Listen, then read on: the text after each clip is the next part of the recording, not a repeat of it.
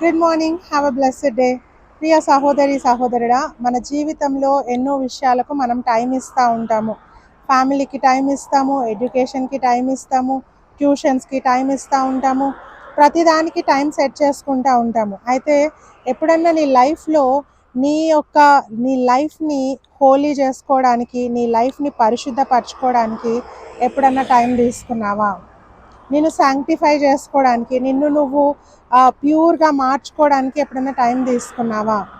చాలా బిజీ అయిపోతున్నామండి లైఫ్లో. కానీ చాలా ప్రాముఖ్యమైనది మన లైఫ్లో ఏంటంటే మనల్ని మనము పరిశుద్ధపరచుకోవాలి, మనల్ని మనము క్లెన్స్ చేసుకోవాలి. ప్రతి సమయము మనలో ఏవైనా తప్పిదములు ఉన్నాయా, ఏవైనా దేవునికి ఆయాసకరమైనవి ఉన్నాయా, వాటిని పరిశుద్ధపరచుకోవడానికి, వాటిని క్లీన్ చేసుకోవడానికి టైం తీసుకోవాలి.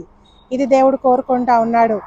వాక్యం సెలవిస్తూ ఉంది, లేవియా కాండము 11:44. నేను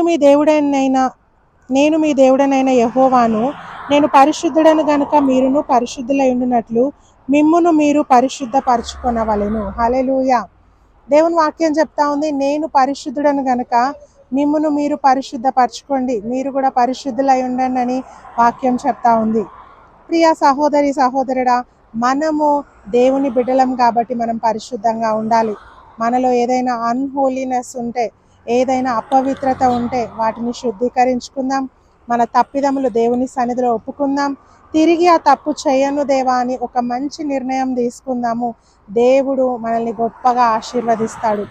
మంచి ఆశీర్వాదకరమైన రోజులు మనం చూస్తాము. బ్లెస్డ్ డేస్ మన జీవితంలో చూస్తాము, ఎప్పుడైతే నిన్ను నువ్వు పరిశుద్ధపరచుకుంటావు. అట్టి కృప దేవుడు మనందరికీ దయచేయను గాక. God bless you.